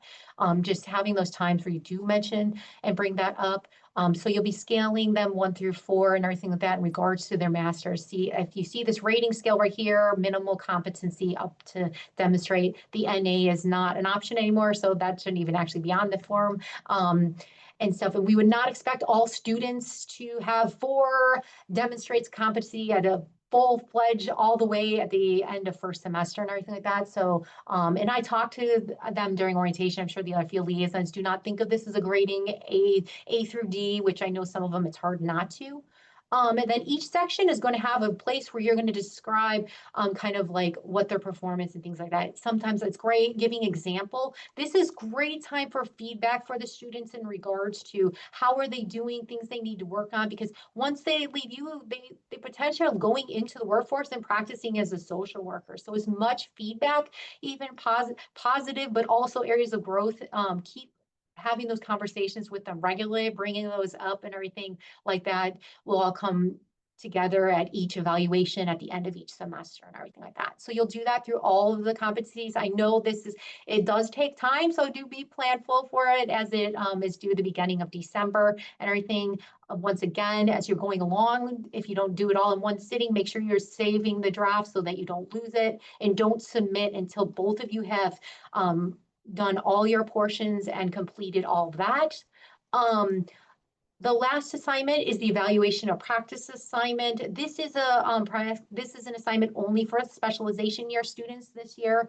They will be asked to evaluate some type of intervention at the field placement. They're given 4 different types of ways they can do that evaluation. You will have access to this when you open it. It is basically there's a little link here. Sometimes it's hard to see. This is basically the link to show what is expected in the assignment or everything like that. You will have to sign off on the assignment. The assignment is primarily done by the student, but they will need some support from you in regards to what they can access, because they may need to access data and you've got to allow them to do that or not and everything. And so it's good to have those conversations earlier in the year if necessary and everything like that. I am going to stop sharing my screen and see. I got some questions. Let's see if I got any questions. Doesn't look like it. Any questions for me or anything that you think would be helpful in more detail regarding the assignments and everything like that? Any feedback from people who have done it that you think has helped you? Please put that in the chat for new field instructors and everything like that. We would love to have you as experienced people going through this before, like what was helpful in developing the learning plan, especially since that's the first assignment that you'll be working on. What do you recommend if a task is going to be covered second semester and not covered in first semester? Put it into the learning plan as part of the goal, and then when you go to rate it, you can put it as like an unable to evaluate or a 1 or 2 and stuff like that. That is fine. And like reminder to having the conversation with the student. This does not mean you're failing this competency. It means you have not had access to learn to grow and kind of learn that experience and everything like that. Because I know some field instructors are like, oh, their students are trying or doing the best they can. They want to just give all the students 4s because they're just so happy they're there and everything like that. But having the active good feedback in regards to where the student is actually at is really helpful to their growth and everything as they move forward in their career and everything. Any other questions? I haven't heard, keep putting some good feedback in the chat for those of you who have done this before to help those new field instructors, and things that you have learned has been helpful in this experience for you. So if no questions, I will pass it back to Pamela. Thanks, everyone.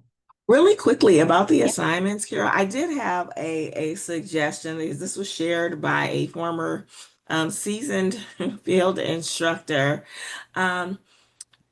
Prior to pulling up the form or looking at the form or anything like that, what she stated her process was that she had the student independently of her make a list of all the things they wanted to learn and experience.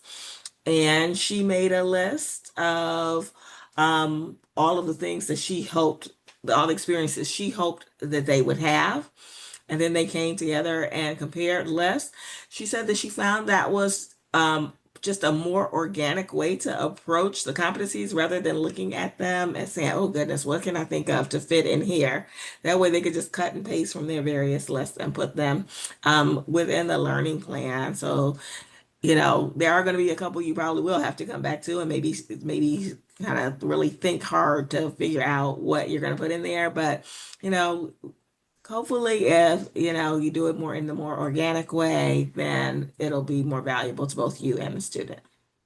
Oh, Pamela, I So, just want to do one more thing real quick. So I'm going to share my screen one more time to the homepage and everything, because I would like you to be able to know where to get the examples, everything like that. So the examples, a lot of examples I used in the learning plan that I showed you, a lot of those are pulled from the learning plan example. So homepage on the right documents, learning plan examples. If you open it, it will show this is what it's going to look like. It's going to give examples of things and everything like that. These are things like, especially if you're like trying to come up with some ideas and everything like that, feel free to utilize those. But make them practice specific to what you do at your organization and everything like that. These are, like made up things and things like that that come up, but feel free to use those that help guide you too. once again, thank you. Thank you very much, Carol.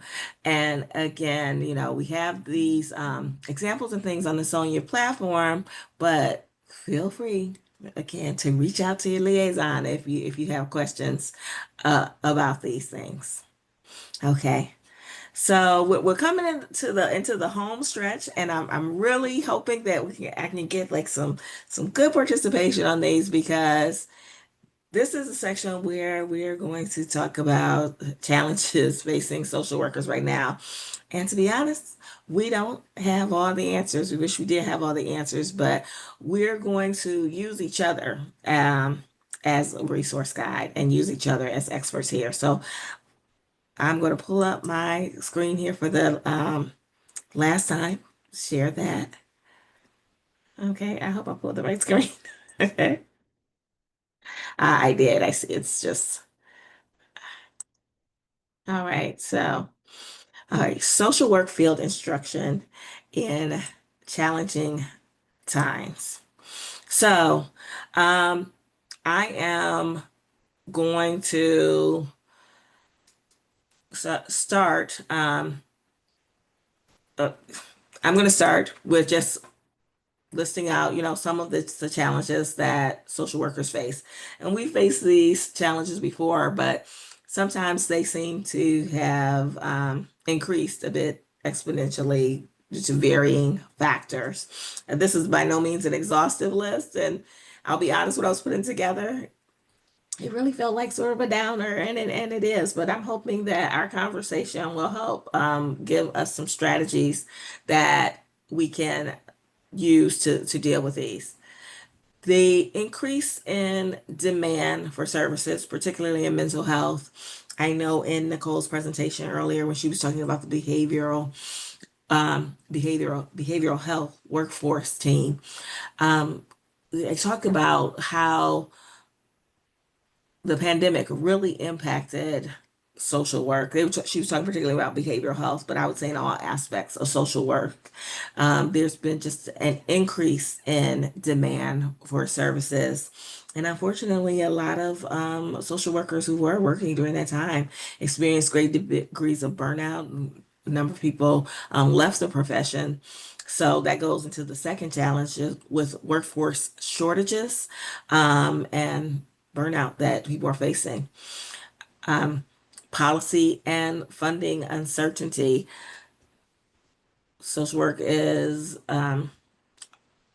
very reliant in some cases on state and federal funding. And in the climate that we're in right now, there have been some shifts in economic priorities. There erosion of certain safety net programs such as SNAP, et cetera. There's changing immigration and healthcare policies that impact clients. So all of that, contributes to our challenges. And there is increased economic inequality. So these are impacting our personal lives. They're also impacting our agencies and our organizations.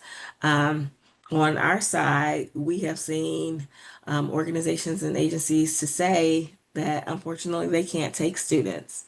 We've unfortunately had placements who, in extreme circumstances, have been forced to shutter their doors because of some of these challenges, which makes us just all the more grateful that you all are here, still committed to being field instructors and being able to host our students.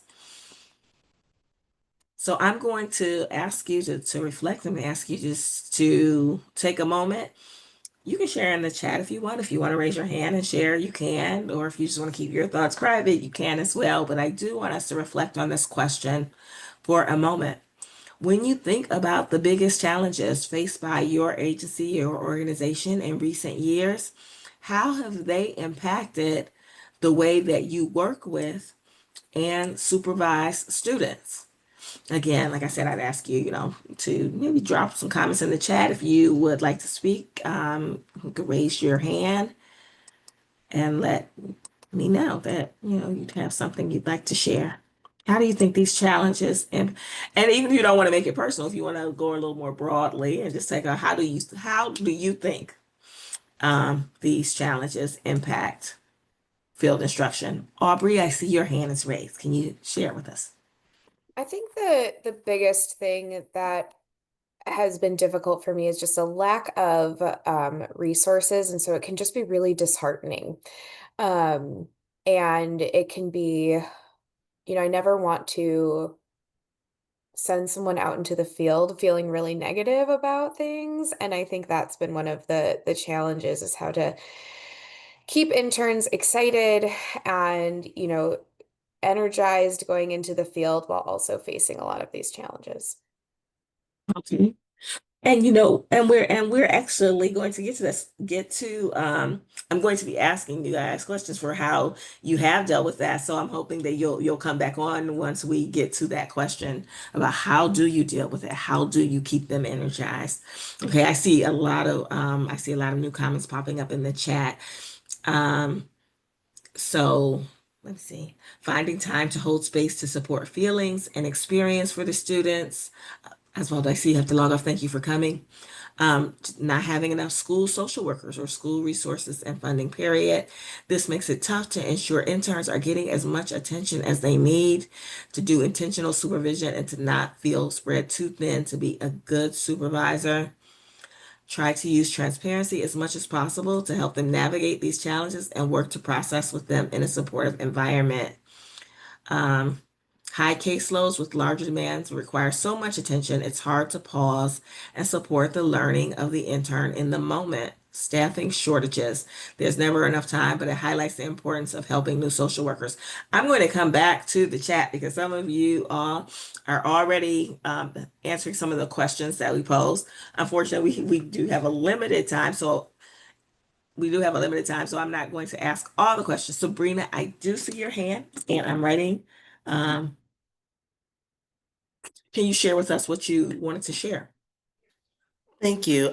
This is my first year working with UIC, and I was just, it's kind of playing off of what some folks said already, but just also trying to navigate the highs and lows of what we're experiencing collectively in the work that we do. We go from extreme moments of like all hands on deck, and then we do it. And then after that, we just go back to work as normal. And for some interns who haven't had that experience, it can be really jarring. So one thing that I like to do is, and I encourage other folks that I work with, is just talk about the impact of all of it. Like bring back the humanness in our work. Like, hey, we just had ICE at the DV courthouse, and we had to go really hard to get that situation settled. Now, can we all like take a couple hours off and go do something, touch some grass, to take care of ourselves, and kind of want to model that for my interns so they know that there is a lot of humanity that goes in being able to sustain the work that we do. Thank you. Thank you very much for that comment. Okay. Many of you have touched on different themes. I want to just put just a little bit a structure to our conversation. Definitely, we can't address all the challenges that are faced, but I thought I would pick out just a couple themes that we could discuss. And like I said, some of you have already addressed this. So I just titled this like learning from each other, an open discussion. Um,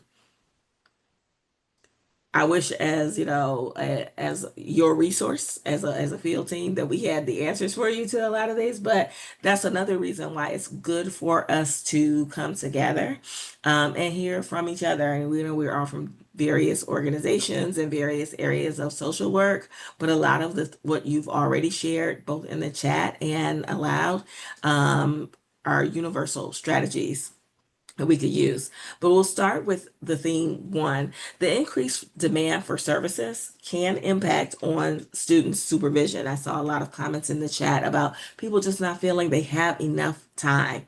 Um, and so some of you answered, how do heavy workloads affect your ability to supervise students? And so I'd ask people to hear, what strategies have you found to help balance student learning with the service demands? Can anyone give some answers to that for someone who may be feeling maybe pretty new or just is struggling with that? Are there strategies that you found to help balance student learning with service demands? You can put it in the chat. You can raise a hand. Any suggestions?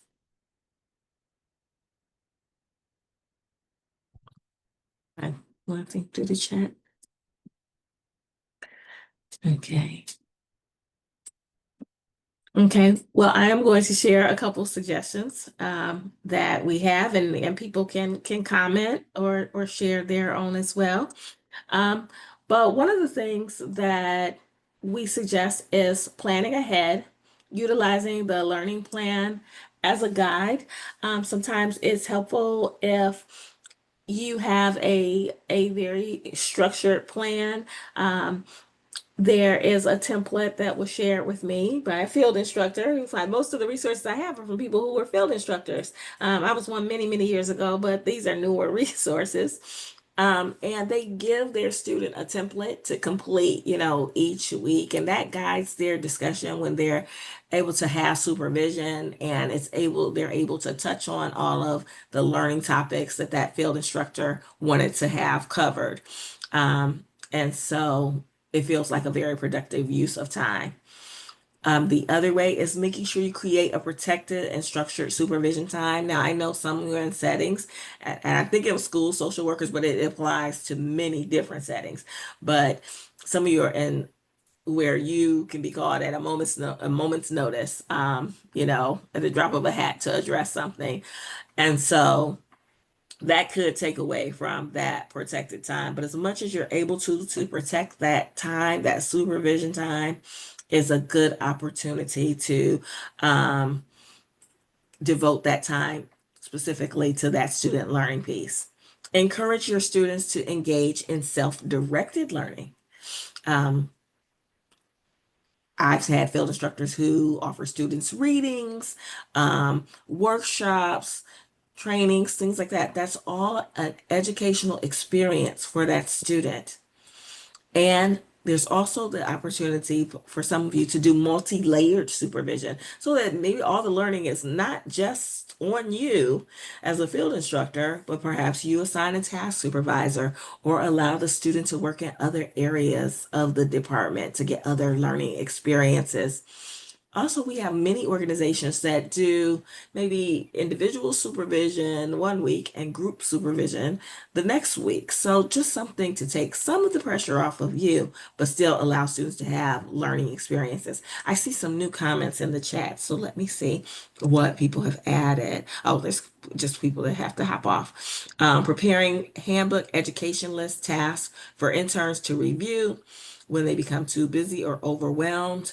Um, and listen, since working with a family, wait, when I become too busy or overwhelmed to directly work with them for a few hours, or I am working with a family that doesn't want them present, that way they always have items they can review or read in the downtime. Excellent, excellent. Do not feel, guilty by asking your students to engage in independent learning. Okay, that is very valuable. All right. So the next thing that I thought we might address is something I also saw in the earlier comments as people were discussing their challenges, is student and supervisor well-being and avoiding burnout. How do you model self-care and professional boundaries with clients? What supports and resources would help prevent burnout for you and your students? Once again, if anyone wants to share by raising their hand or put anything in the chat before I go into just a couple examples, I'm happy to hear from you. We only have one more thing, you guys. I know some people have to jump off for things. We understand. But we only have one last thing, just to let you know. Two participants have raised their hands. So who are those two participants? Okay, I'll start with Tyra and then move to Sabrina. So is it Hi, Tyra? Okay. good morning, everyone. I am field instructor at Jesse Brown VA. And one of the things I've tried that I utilize often is what we call self-help in place. And so I have like a little sticker and I have an infusion so you can do your deep breathing and I have a little stress ball. And so because we're always talking about self-care and I have to remind myself as well, but often you're not able to move to leave the area. So this having an opportunity, just a moment to regroup or to reset, utilizing some of those strategies right in place, I think has been helpful. That sounds like it would be very, very helpful, Tyra. Okay. All right, and Sabrina, you had a comment as well? Yeah, so when I talk about self-care, and I'm a trainer by trade, so I do a lot of training around how self-care isn't the individual's responsibility, especially because of the experiences they're receiving, is because of the work they do. So how organizationally we can be involved in the care of folks and what that looks like. So encouraging people to take breaks, to take time off, talking about burnout as something that will actually it is going to happen the longer you do this work. So how do you know when it's starting to happen to you so that you can start setting the things up you need in order to take care of yourself with the support of the people around you, again, because the very nature of your work is also causing the self-care. So I taught, and my team luckily kind of have a really great understanding of where I do want our organization to be responsible for how we are able to take care of ourselves. So I talked to the interns about everything, everything around how do they know when they're feeling burnt out or just, having a bad day? How do they communicate? What's their conflict style? I talk about all of that as a way to start building the foundation on expressing what you need when you start to see yourself needing a little more extra support or needing to step away from some work. Okay. Thank you. That's all very helpful. I see a couple comments in the chat that I want to address too. It says, I don't contact my interns outside of their work hours. I schedule my emails to arrive when they are back online. Thank you. We really appreciate that because really we want students to be helpful, but to also remember that they are students and that this is part of their learning experience. So they should not being asked outside of their internship hours, which they are required to do a minimum of 15 to 16 for generalists, 21 to 24. They should not be really working those, um, outside of the hours that you all have designated for internship. They shouldn't be addressing anything outside of that, and it should not be interfering with class. Um, Melina, I'm sorry, I hope I am pronouncing your name correctly. Allowing the student to know that their mental health is valid and important, and as a supervisor, being there for them and allowing time off when needed. Good. Okay. I'm very open about mental health days for them, especially in this climate, and I let them know never feel bad if they need a mental health day to recharge. I said, I'd like to hear more about the conflict style. Um, did someone address conflict style? Or were you saying that's just something you'd like to hear more of? Tyra, can you elaborate a little on that question? Oh, okay. What Sabrina mentioned. Okay. Sabrina?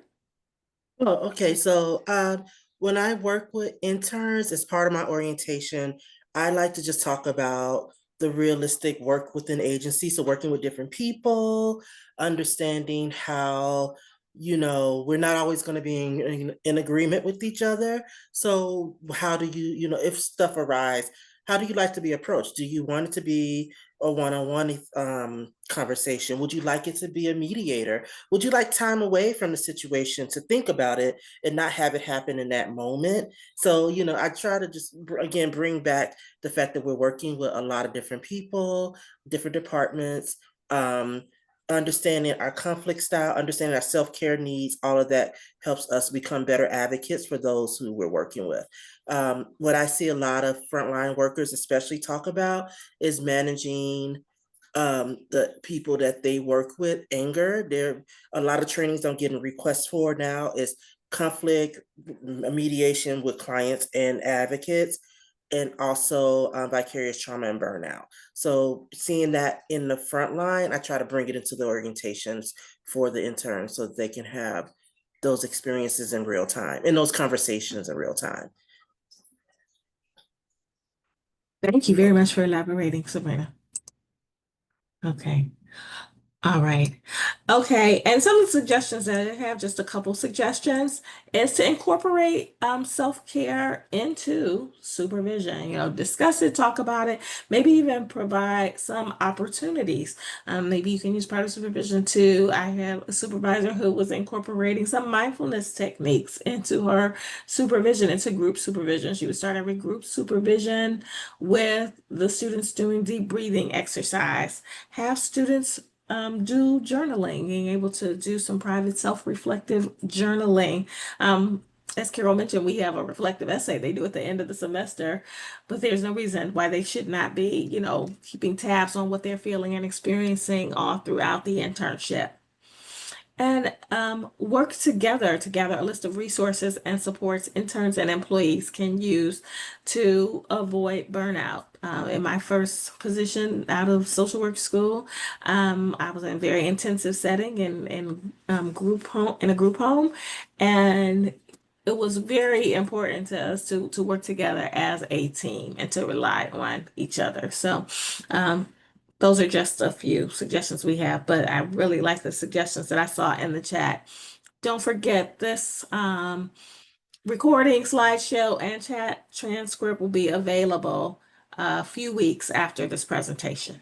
And the last thing that we have today for our discussion, another thing making social work a bit challenging is the theme of policy, equity, and social justice.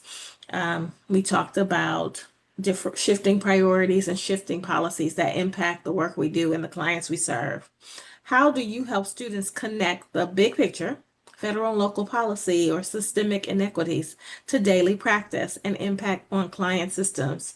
And how do you encourage, this is something I saw people address in the chat, how do you encourage students to manage idealism, to manage, we always talk to students about managing their expectations and managing their idealism while still advocating for social justice?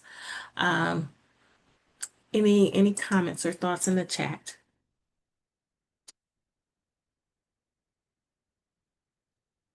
I'm wondering if this is a good example.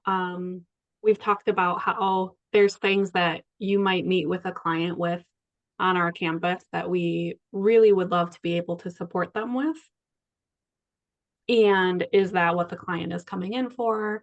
And just being able to meet the client where they're at. So I think that's one way I try to help them manage idealism.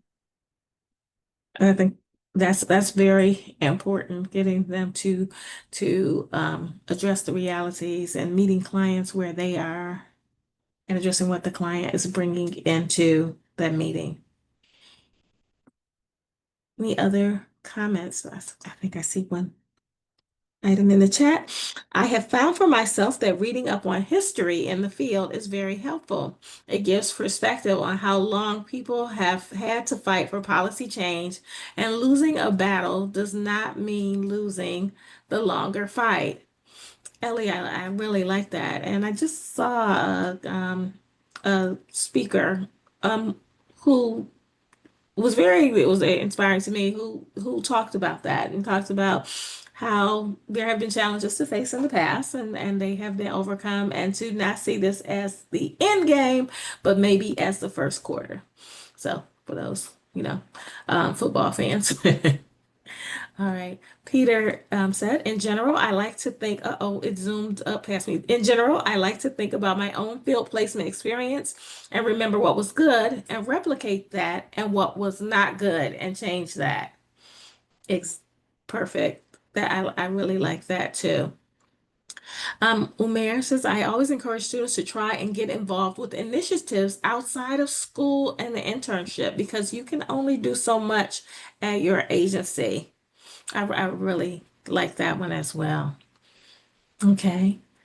And just a couple suggestions that I have here, or that we have, is so this first one is about helping the students see how the bigger picture impacts the work they're doing. You might utilize case examples to trace policy impact. Um, Invite the student to attend interagency and macro level meetings. Involve student participation in program development or evaluation. And in terms of the second part of the question, where, how can you help them manage their idealism, but still encourage them to advocate? Share your own challenges, be open with your students about your own frustrations or concerns, and what you're doing to address them. Realistically discuss the pace of change. That was in some of the answers that you all just gave in the chat. And create a safe space for the students to share their frustrations and concern. I also see, someone has gotten called away. Thank you, Laura, for sharing with us. So, these are just a couple of suggestions. I think we learn more from discussing with each other than, one of us getting up here and lecturing. Yes, there's information we can share, but it's always helpful to hear from you all about what you're actually doing in practice. Um, so you have been very patient after this very long presentation with us, and we cover a variety of things, I know. Are there any questions about any part of the presentation today? Any questions, any comments anyone wants to share?